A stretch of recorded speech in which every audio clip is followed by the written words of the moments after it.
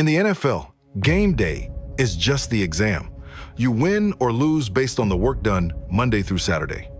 Film study, game plan, communication, because once the ball is snapped, there's no time to figure it out. Revenue cycle is no different. Claims don't fail because teams don't care. They fail because one data point was outdated, one deductible wasn't tracked, one account wasn't flagged when it flipped from patient pay to billable. The pressure may be quieter than a stadium, but every miss hits the bottom line. With January 1st approaching, deductible resets can turn good enough into costly blind spots. Our deductible management solution monitors accounts in real time, tracks rollovers and maturity, and alerts your team the instant a claim becomes billable. If you want to compare strategies, explore real scenarios, or run a no-pressure visibility consultation, email info@solutionsgroup.com. The thing that I've always said to people is, hey, you can come into my office and tell me to go F myself, right? And I'd be like, all right, why? Right? I want the argument. I want to hear it because it's from those arguments is that the good ideas come. I did a lot of cool stuff as a cop, got to do some big cases, got to help a lot of people. There's something about patient care and the people who are attracted to emergency medicine and patient care that is just different. And I missed that. No money, no mission. If you can't sustain your operation and do what needs to be done, you're not going to be able to innovate. You're going to be struggling to keep your head above water. So how do we keep our organization sustainable? That would be the big picture thing that I'm always thinking about. If we will collaborate more as an industry, it's amazing.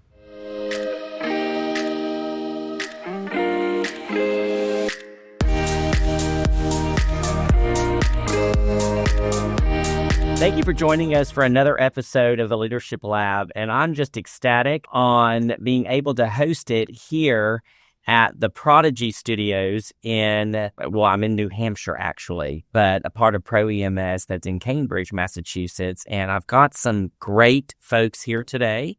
Many people may know them, and some that are watching may not know who you guys are at all.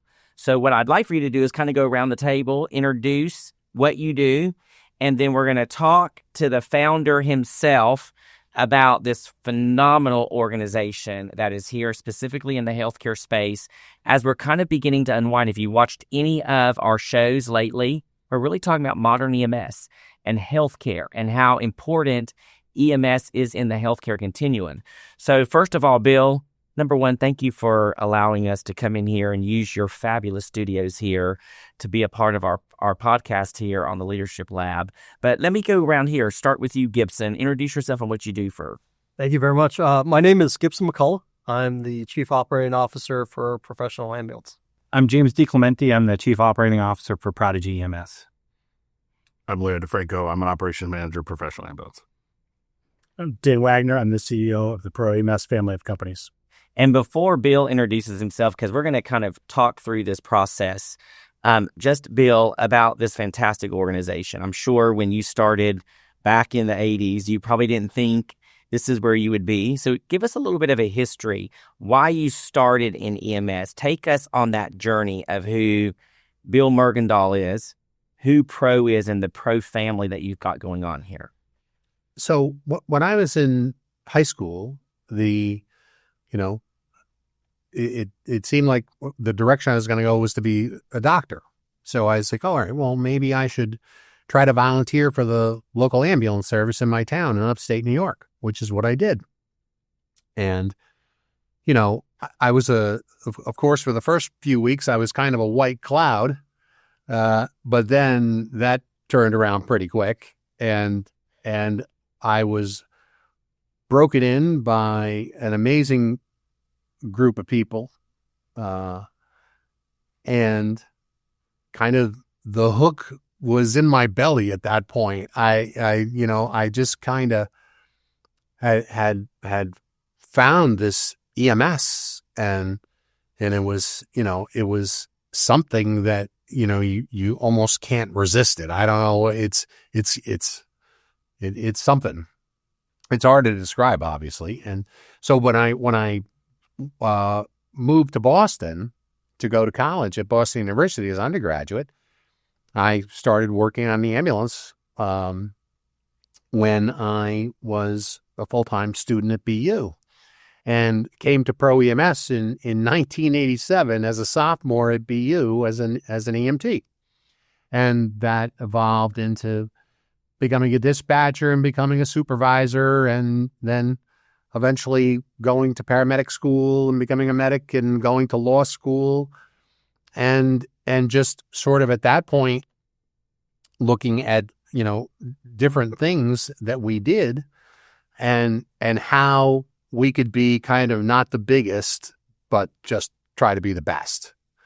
And so while we were never a very large ambulance service, we did everything we could to try to be as much as possible on the leading edge. Sometimes the bleeding edge is as big, but if you don't swing and miss, you're not trying. But the of the different stuff and Pro EMS, the ambulance service, sort of became this model railroad. And we built stuff inside of Pro EMS. And because Pro EMS was a smaller entity, we didn't have the kind of scale that other places had. So the stuff that we built it for us, but then at the same time, the way we got scale was to offer it to other people. So the first thing that we did, we moved into our new building, or our current building now, back in 2005. And having a new physical plant, a new building was a big deal. And the first thing that we put in was a simulation lab. Now, back in 2005, having a simulation lab was bananas, right? I mean, having SimMan and all different things. And that was really the start. And we said, okay, well, how do we leverage this simulation lab? Our clinical people, Larry is one of our main clinical people now. He uses it for the field folks. But then how do we go, all right, how do we leverage this? We started a paramedic program, Pro EMS Center for Medics. And over time, that has evolved into one of the largest paramedic programs. So before we get into there, I'm going to kind of interrupt Bill here, and I have to just give a story anecdotally, I think, when I met him for the first time. But I had heard, as I had gone into, because I'm in the finance space.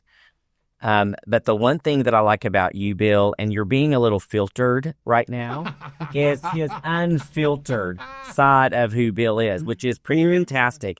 And I'm a Southern boy. So we always grew up that we're very gracious to people and nice to people. But us Southerners, sometimes it's kind of a known thing. We might hug you in front, but we're like stabbing you in the back and behind.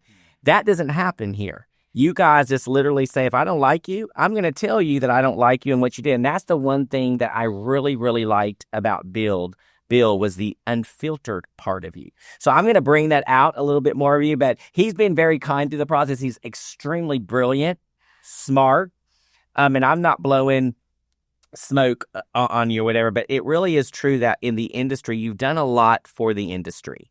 You were doing things before people knew it, and you do it. You're a doer. You're what I call a doer. You don't go around proclaiming what you do. You just do. You get tired of talking after a while. Let's just somebody do it. And let's get it done in your unfiltered approach, which to me is very successful. When you hear about people from Massachusetts, there is a name that they do call you guys. But I enjoy personally as a Southerner that refreshing piece of it. And so I was not let this going to get past without being able to say that a bit about. No, and look, if you'd come into my office at 31 Smith Place, what you'd see on the whiteboard is all kinds of things that people have said that were remarkably quotable over the years. And, Candor is a big one.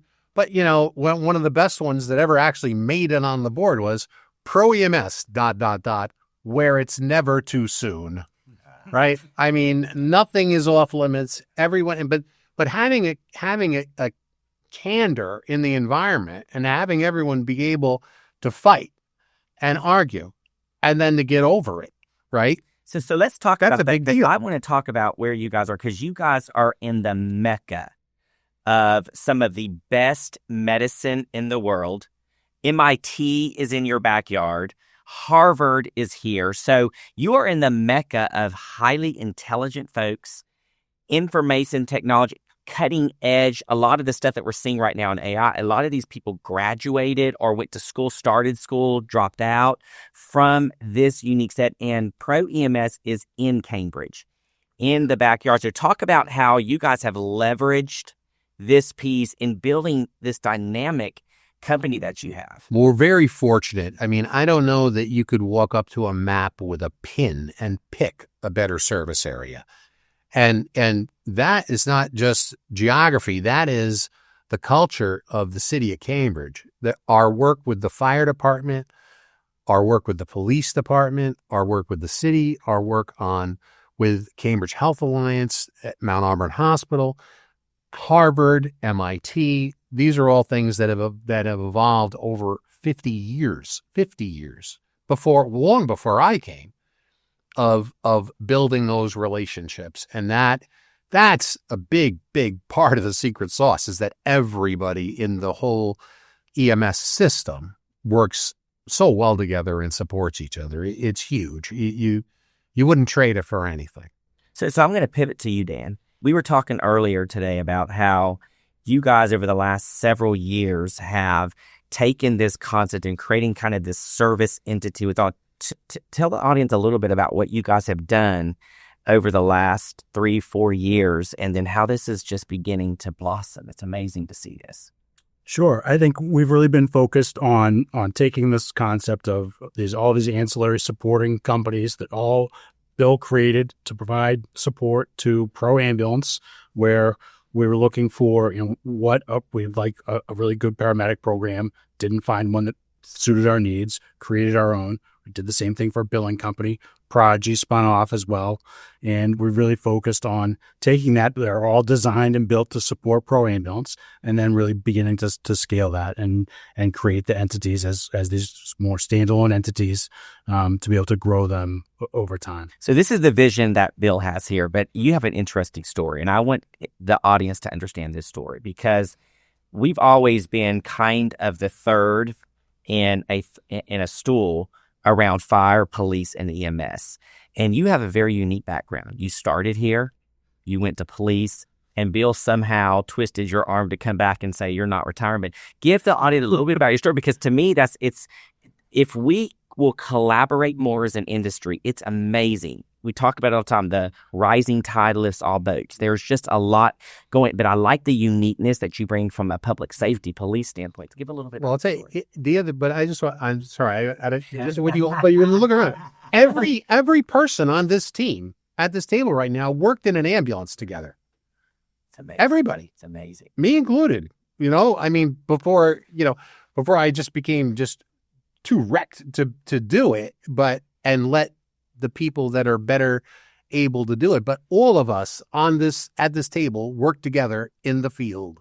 So that's another big part of the secret sauce, is that everybody at this table and all of us have the perspective of being a field provider, which is a big deal. I'm sorry, but the realization that we're all sitting here and all of us work together in trucks together is an unusual thing, but it's a big part of who we all are.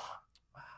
The ambulance guys, right? That was the word that Bill used, right? And I think that every one of us started the career, somehow fell in love with EMS. Somehow at 18, I found myself working for a small volunteer ambulance service up in Maine and fell in love with EMS. Came back home to Cambridge. Bill hired me, and Bill and I worked on an ambulance together early as kids. I dropped out of high school to work at Pro. Absolutely loved the work. Spent 5 years at Pro and took the wrong exam, civil service exam, ended up as a cop. Spent 25 years as a cop in Cambridge. Bill at some point encouraged me to deal with my misspent childhood and go to school. So I finally went to grad school and I got promoted several times at the police department. But during that 25 years, I always missed EMS. I did a lot of cool stuff as a cop, got to do some big cases, got to help a lot of people. But there's something about patient care and the people who are attracted to emergency medicine and patient care that is just different. It's a call. And I missed, it really is. It's a call. I missed that. Bill reached out to me and started talking to me about coming to help him take over and grow the companies. And I knew the team. I'd stayed connected to the organization. It's an organization unlike any other. I've had an opportunity to work and work with a lot of organizations across the country, internationally. And there's no other organization that has the culture that Pro has of candor, right? That key principle. When we talk to every new hire on day one, we tell them we're going to give them extensive feedback about their clinical performance and about their performance as an employee. And it's going to be candid and raw, and it's uncomfortable if you're not used to it, but lean into it and embrace it. We also expect that same candor in return. Come to us and talk to us about what's happening, what we can do better, what do we need to fix. And that is such a key part of the culture. And that's a very interesting candor. And people that are going to be listening to this today are going to say, because I'm all about courage in the uncomfortable. We have to have uncomfortable conversations.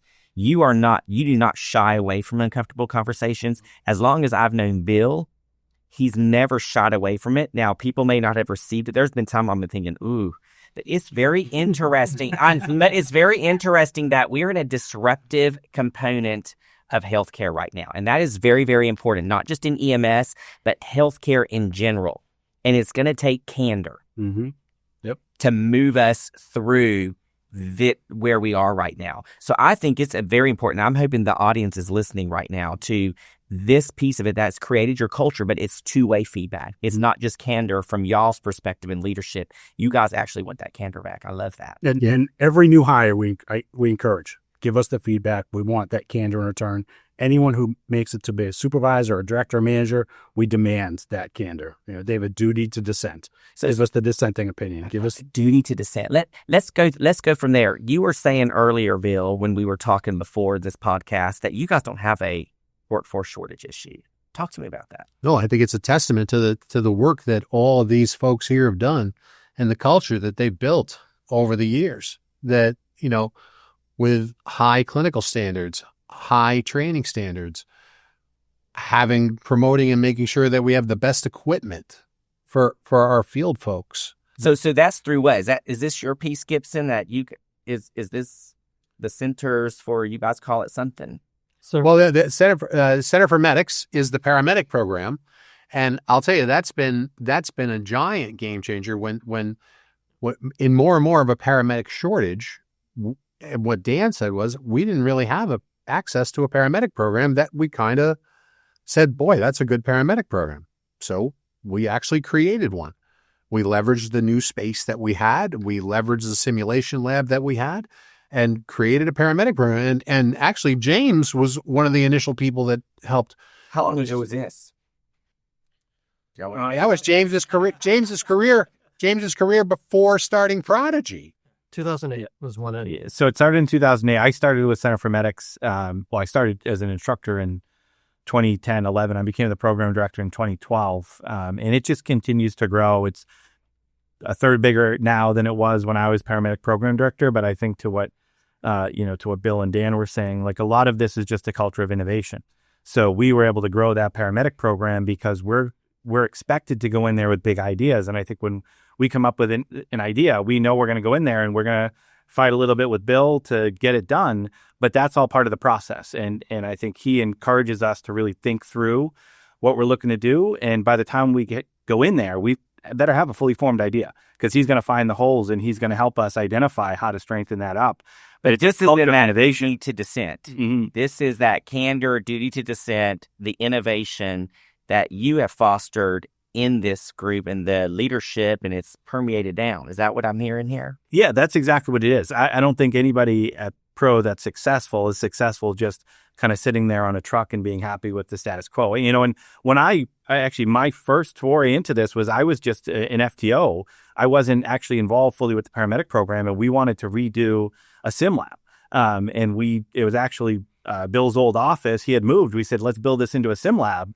So we just said, hey, we'd like to build it. So yeah, let's do it, right? Let's build the sim lab. Let's invest the money. Let's buy the mannequins because he saw it as a good idea. And I think that was my first experience where like, all right, we can actually affect change here, whether it's bringing a new piece of equipment to the field or something new in education. If you have a good idea and it makes sense for the company, it's going to get done. You're going to have to lead it and you're going to have to put some work in to make sure it happens. But I don't think there's ever a good idea that dies at Pro. which I think is really what's helped us, formulate all the different businesses we have now, because there's nobody that comes up with the next great idea that it's like, well, no, it's not something we're interested in here. But that tone was set by the leader. Absolutely. So the innovation, the duty to dissent was set by the leader. He was going to be critical. So make sure if you have any holes, you better know what they are. We're going to find those. But he would expect y'all to lead that if you had the idea. Yeah, absolutely. And we have a lot of young supervisors and leaders. I was in the field for only a few years before I was given some responsibility there because, I liked the challenge of trying to get things done. But we are, we're given a long leash, and the opportunity. Prodigy is the best example of that. It took us a long time and a lot of investment, people investment, money investment to get to a point where we were successful, and we were given that leeway to get it there and build it and figure out what our pathway was.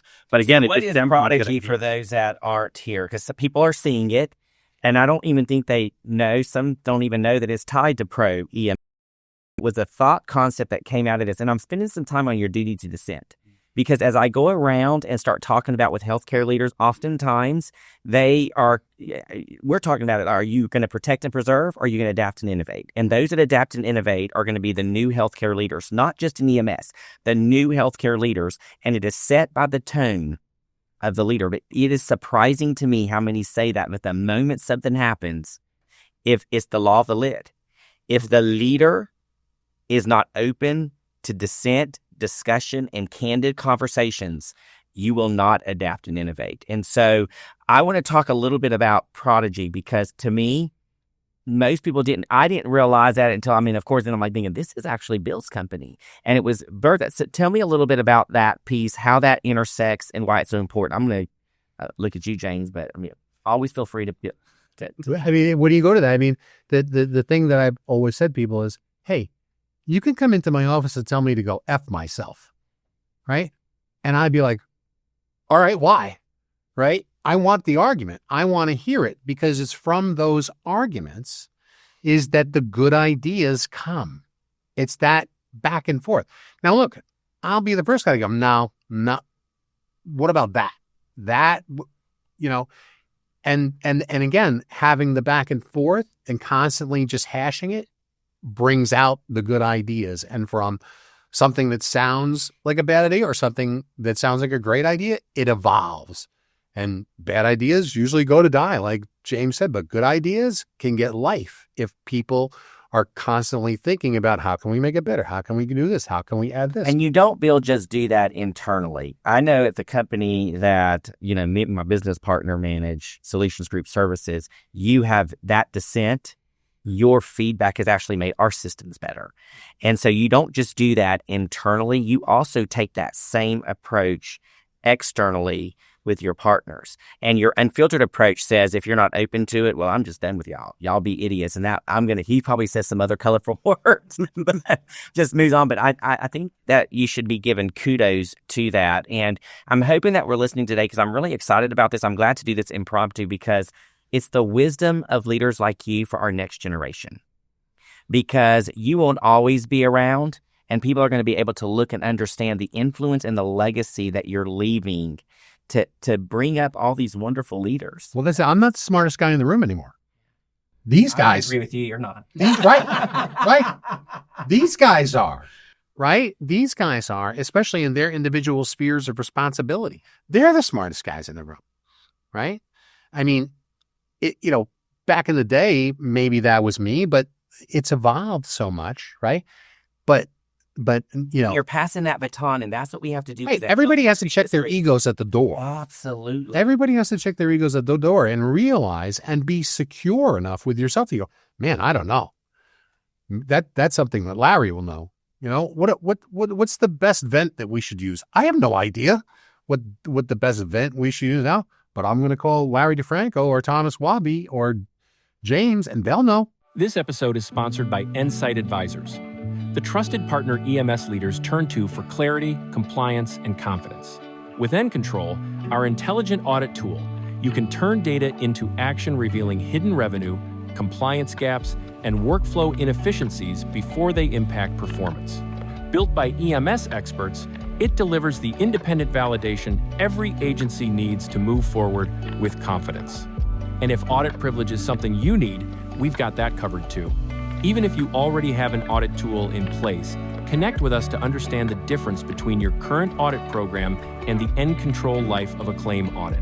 Because when every claim counts, trusted insight matters. Learn more at discoverinsight.com. So let's pivot, because I know we only have so much time on this podcast today, but I want to get around to what you've done. So tell me a little bit about Prodigy, how it was formed, what it actually does, because I believe it is more and it's continuing to innovate. Yeah, so at the heart of it right now, Prodigy is a learning management system for EMS that does continuing education. Our main focus is on services, and we provide all of the required continuing education, HR training, onboarding training, leadership training for agencies. And just like a lot of these other products, Prodigy wasn't built initially as a standalone product. We looked just for something internally.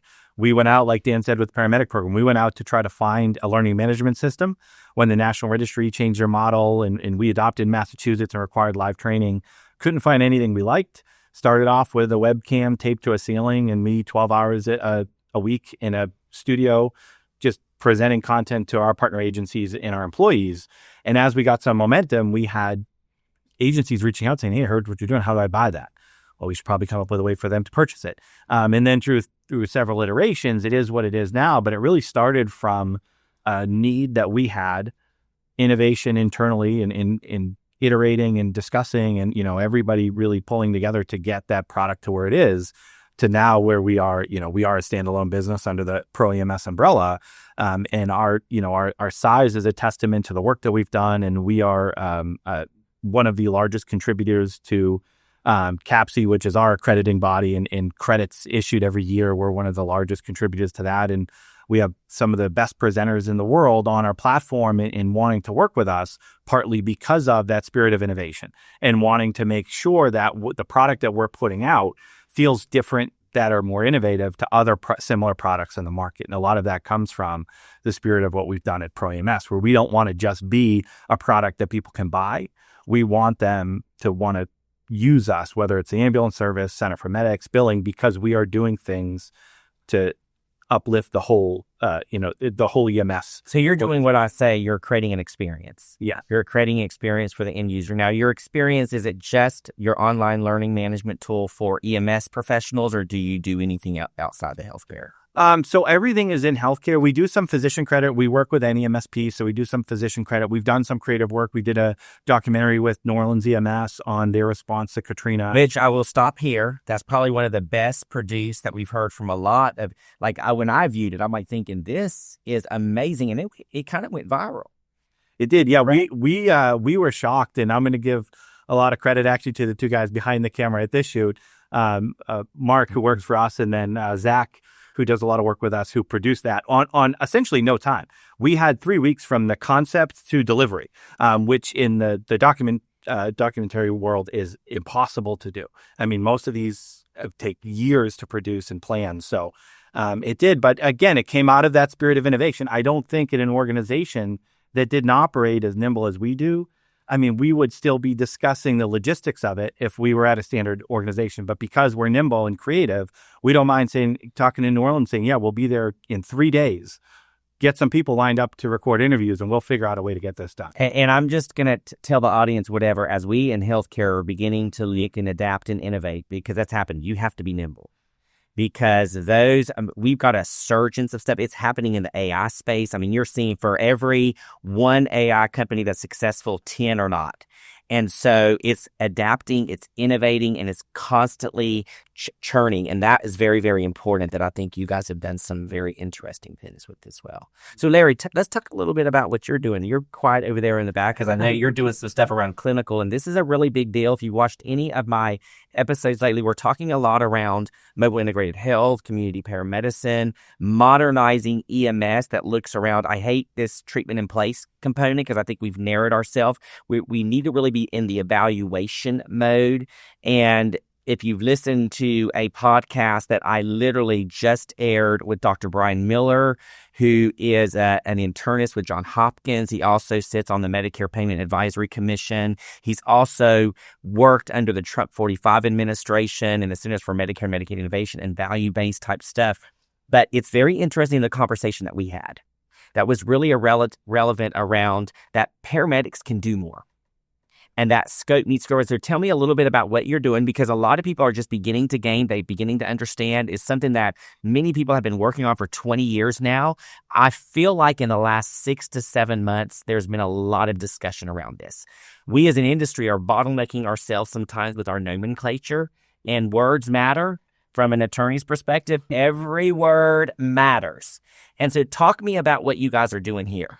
Yeah, I think that's kind of what we were talking about earlier. Not every EMS system is truly the same, and there's two components in that. But I think we are, with Murray's blessing, have been able to push the boundaries on the training and the clinical aspects. And I think that is something that needs to be done throughout the country. We were one of the first adopters of, one of my favorite stories I should bring up is during COVID.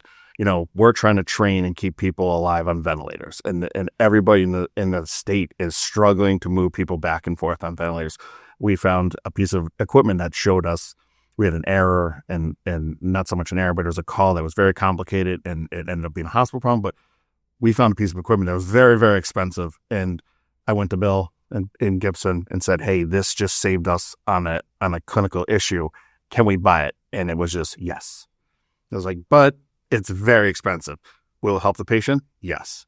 And that's kind of what the ultimate, and Dan will say the benchmark is, do the right thing by the patient, and the rest kind of comes with it. So, we've been able to buy all the best equipment, like Bill had said, video laryngoscopes, pumps, ventilators on every truck. I don't believe there's another private company in the state that has the level of equipment we bring to the table.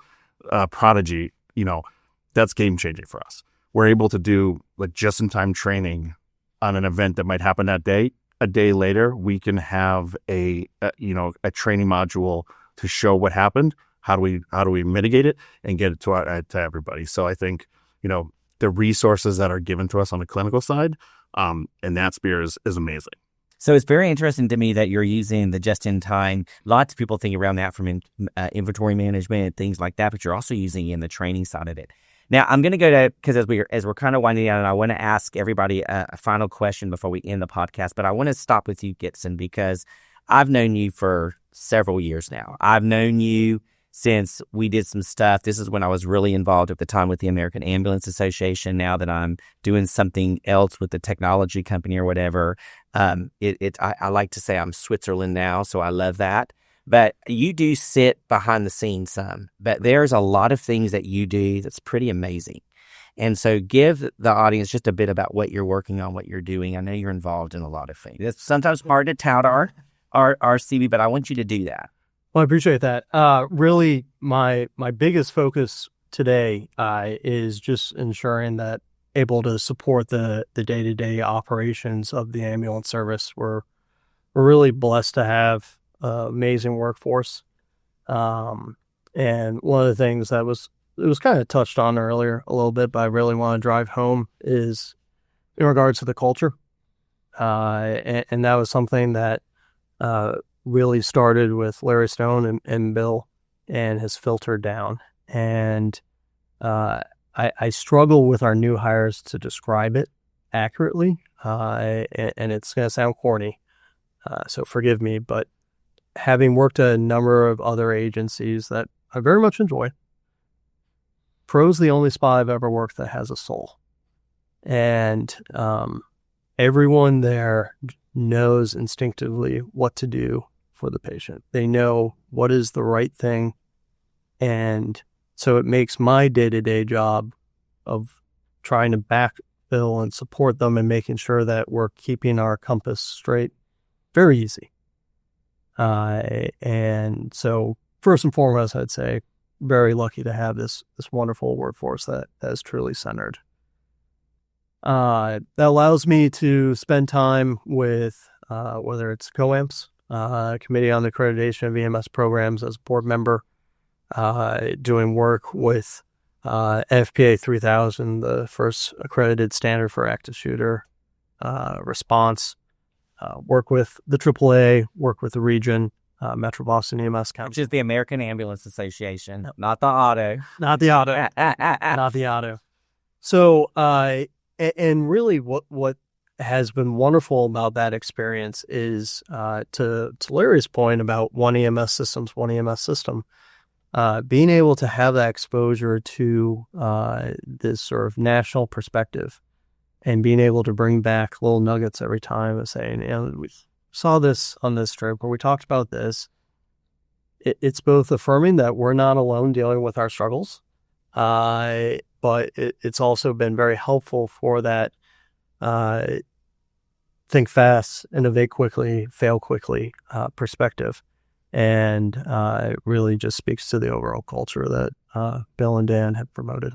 Well, Bill, I'll tell you, and Dan, you guys have probably the most enjoyable podcast that I've had. And I haven't done one of these before where I've interviewed a company. So don't start sending me emails and wanting to be done. It just happened for me to be here today for some other reasons. And I'm like thinking, let's do something impromptu. And this is their culture. This is why, because let's adapt, let's innovate pretty quickly. And at the last minute, Dan, when I sent that email, I said, I'm kind of thinking about doing this, and you guys were ready to go on that. So as we wind up here, I want to ask each one of you a question, and I'm going to have you, Bill, go first, and then we'll let you kind of go around. I want to know what keeps you up at night in the healthcare space, in this healthcare EMS space. What's one thing that keeps you up at night?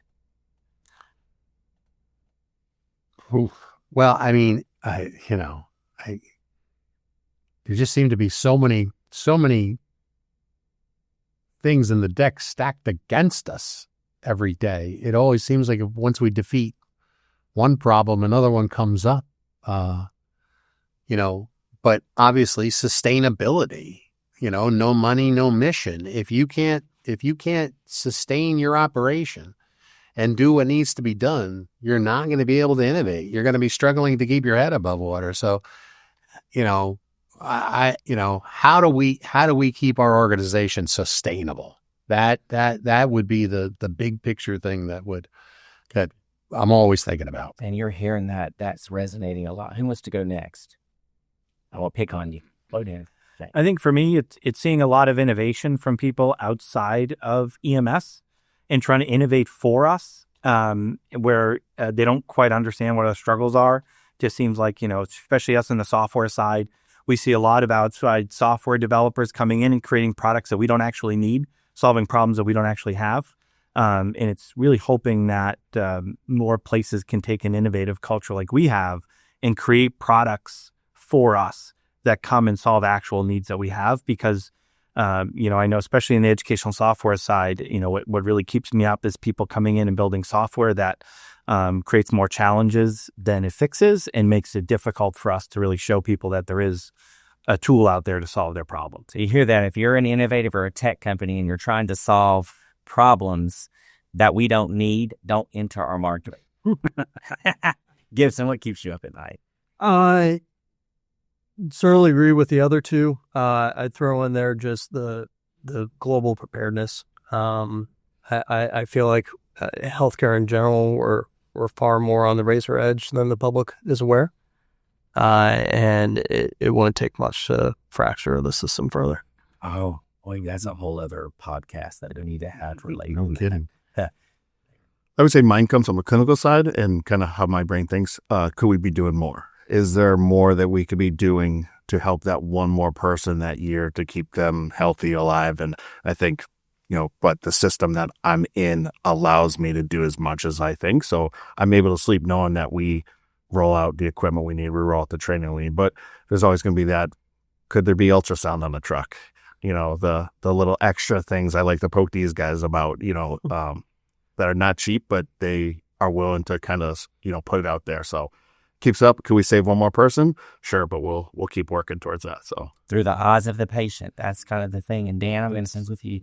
Well, that's exactly right. I think the eyes of the patient, and Bill said sustainability, and that's absolutely what keeps me up at night. And it's, I think, sort of two different categories. One is the reimbursement issues, and then two is the workforce. And we're continuing to see, health insurance companies put the patient in the middle more and more and more, right? And that's so challenging for us. And we've got our focus is to not put the patient in the middle ever, right? We don't want to put our field providers in the middle. We don't want to put the patient in the middle, and we go to great lengths to do that. Some of your solutions, right, help us with that. So we don't have to, we deal with all that stuff on the back end. So I will tell you this, and we'll end the podcast here because Bill mentioned it earlier, but the Catholic Charities has the mantra that says no margin, no mission.